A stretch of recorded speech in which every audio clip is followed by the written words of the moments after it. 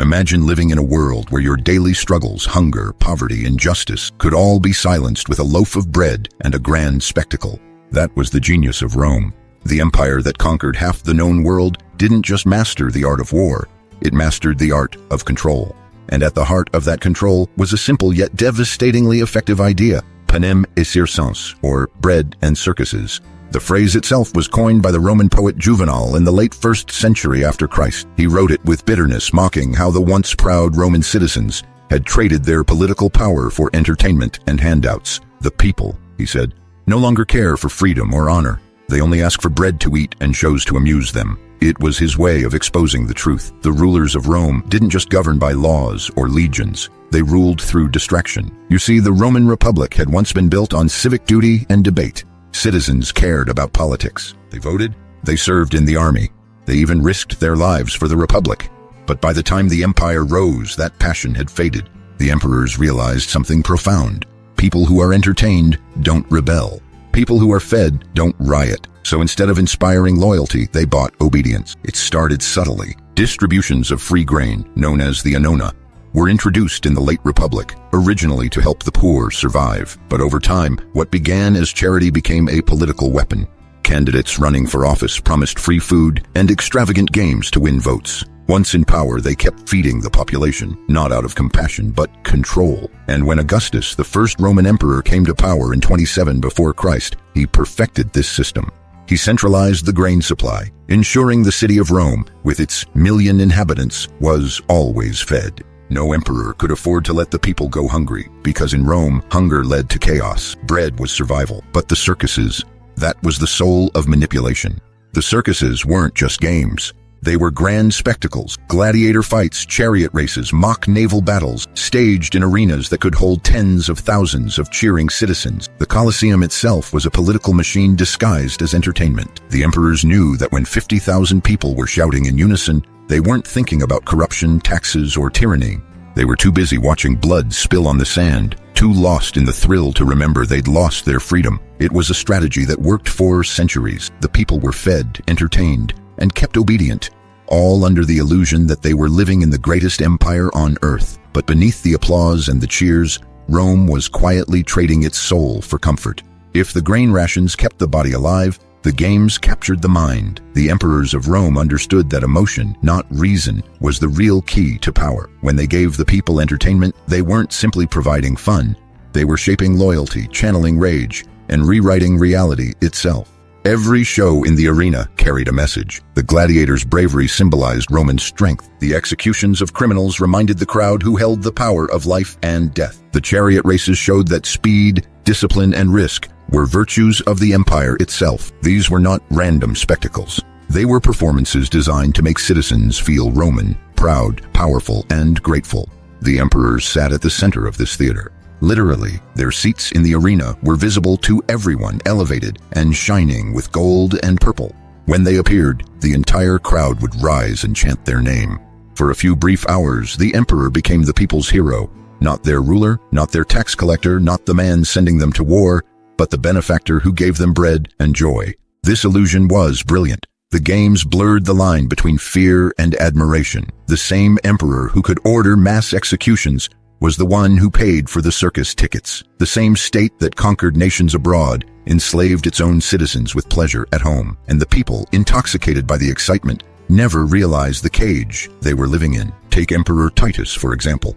When the Colosseum was completed in the year 80 after Christ, he inaugurated it with 100 days of games. 100 days. During that time, thousands of animals and gladiators died in front of roaring crowds. The bloodshed was horrifying, but the message was clear. Rome is mighty, Rome is generous, and you owe that greatness to your emperor. Later, emperors like Trajan and Commodus took the spectacle even further. Trajan celebrated his victories with games that lasted 123 days, an almost unimaginable number, featuring 11,000 animals and 10,000 gladiators. Commodus, on the other hand, turned the arena into his personal stage. He dressed as Hercules, fought wild beasts himself, and demanded that the audience cheer him as a god. To criticize was treason. To applaud was survival. What's truly fascinating is how the people accepted this madness. They might have despised an emperor in private, but as long as the games continued and the grain ships kept arriving, life went on. The crowds became addicted, not to the sport, but to the escape. For a few hours, the poor could forget their hunger. The enslaved could dream of freedom. The powerless could feel powerful. And that's how Rome kept its peace, not with swords, but with spectacles. Because when the masses are distracted, no one asks hard questions. No one challenges authority. The greatest empire in the world wasn't built only on stone and steel, but on illusion. By the height of the Roman Empire, bread and circuses were no longer just tactics. They had become a way of life. Generations of citizens grew up expecting the state to feed and entertain them. The culture of distraction had seeped so deeply into Roman society that it reshaped how people thought, acted, and even dreamed. The forums that once echoed with political debate now filled with gossip about the latest games. Citizens who had once seen themselves as defenders of the Republic now measured their happiness by how much grain they received that week and which gladiator was most likely to win in the arena. It was a slow but devastating transformation, from an active, engaged people to a passive audience, and the rulers knew it. The emperors didn't fear protests or revolutions, they feared boredom. A bored people starts to think, to question, to demand. So Rome made sure no one ever had the time or energy to think too much. Festivals, games, public feasts, there was always another event on the calendar. The citizens were kept busy with joy, distracted by noise and numbed by routine pleasure. Seneca, the philosopher, saw this clearly. He wrote that the people rushed to the arena as if to a temple, blinded by the blood and spectacle, forgetting virtue and reason. To him, the crowd symbolized Rome's moral decay, but no one listened. The truth is, they didn't want to listen. The people preferred illusion to introspection, comfort to conscience. Even the economy was built around the spectacle. Vast sums of money flowed into the games, from the capture of exotic animals in Africa to the training of gladiators in imperial schools. Craftsmen, merchants, sailors, and slaves all found work supporting the entertainment industry.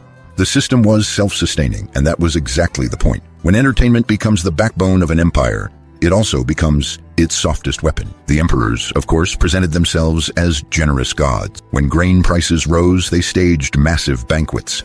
When public anger flared, they announced a new series of games.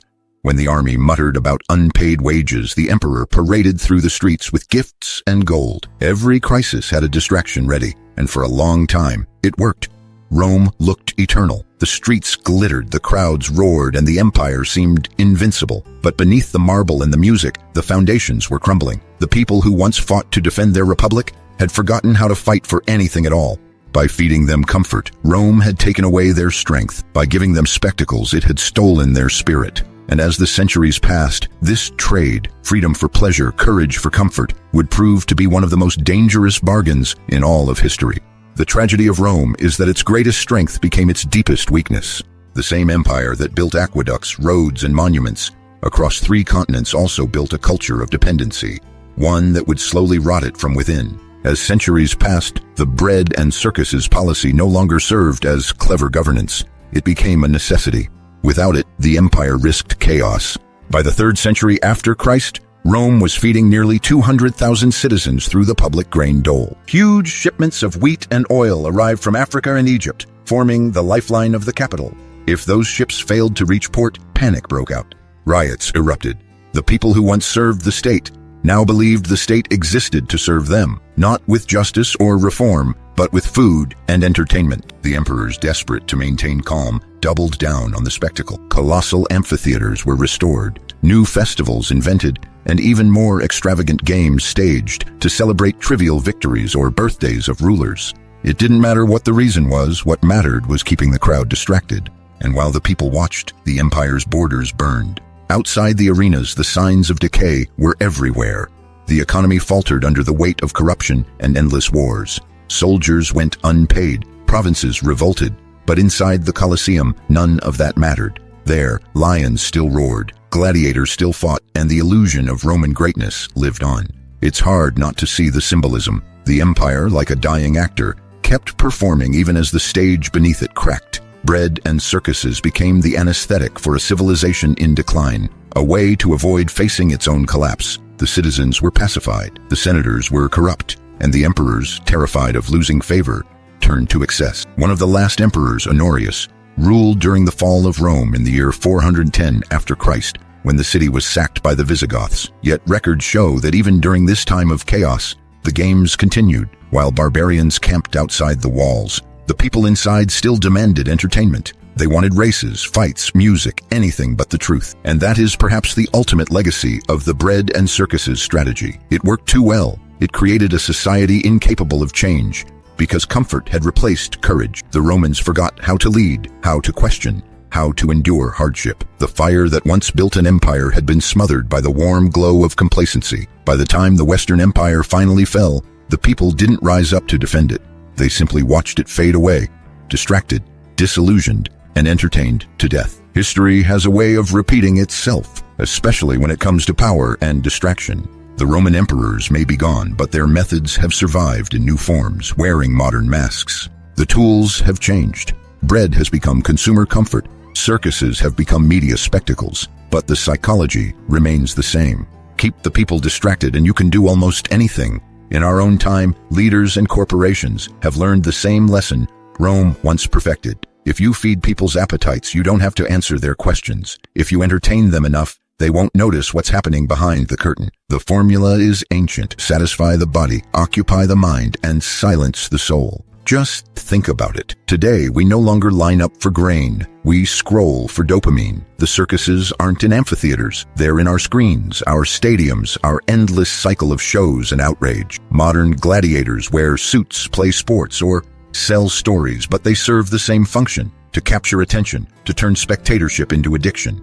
And like ancient Rome, our distractions often arrive at moments of crisis. Economic instability, release a new scandal, political corruption, focus on celebrity drama, social unrest, flood the airwaves with entertainment. Bread and circuses are still the most powerful weapons against awareness. They transform citizens into consumers and voters into spectators. The Roman poet Juvenal would have recognized it instantly. He saw that people no longer cared for liberty, only comfort. And in that sense, our age may be closer to his than we'd like to admit. We live in a world where information is infinite, yet understanding is scarce, where outrage is sold like popcorn and silence is considered boring. The more noise there is, the easier it becomes to hide the truth. And that's the genius and danger of mass distraction. It doesn't require force. It doesn't even require lies. All it needs is entertainment. People will gladly surrender their attention, and with it, their power, as long as they feel amused, fed, and safe. But the cost is enormous, because every time a society chooses pleasure over purpose, it loses a piece of its strength. Every time a people trade awareness for comfort, they echo Rome's mistake. History shows that no civilization collapses overnight. It decays quietly while the crowd cheers. The question isn't whether bread and circuses still exist. The question is whether we can recognize them, or whether we, too, have become so entertained that we've stopped caring who holds the reins. So here we are, nearly 2,000 years later, and the warning from Rome still echoes through time. Empires may rise and fall, technologies may change, but human nature, that remains stubbornly the same. The desire to be comfortable, to be entertained, to escape reality for just a moment, it's universal, and the powerful have always known how to use it. The Romans believed their empire would last forever. They had the greatest armies, the richest cities, the most advanced technologies of their time. But in the end, none of that could save them. Not because of invaders or famine or fire, but because of apathy. The people of Rome stopped caring. They stopped questioning. They stopped seeing. And when that happens, a civilization doesn't need enemies. It destroys itself from within. And maybe that's the real lesson of bread and circuses. It wasn't just a political trick. It was a mirror held up to human weakness. When we value distraction more than truth, when we trade purpose for pleasure, we don't need chains to be enslaved. We build our own. But it doesn't have to be that way. Every generation has a choice: to wake up or to stay entertained, to look beyond the noise or to drown in it. History isn't just something that happened to Rome. It's something that can happen again anywhere to anyone at any time. The emperors of today might not wear togas, but their tools are just as powerful. Glowing screens, endless content, promises of comfort, promises of escape. And while we scroll, while we watch, while we laugh, the real decisions, the ones that shape our lives, are made quietly, out of sight. So maybe the true rebellion in our time is attention. Maybe awareness itself is the new form of resistance. To care, to question, to stay awake. That's how we break the cycle that has trapped humanity for centuries. Because in the end, Rome didn't fall in a day. It fell one distraction at a time. And the same could be said for any society that forgets that freedom isn't given. It's guarded by the minds and hearts of its people. If you enjoyed this reflection on history and power, don't forget to like this video. Leave a comment sharing your thoughts and subscribe so you don't miss the next deep dive into the secrets of the ancient world. And before you go, don't stop here.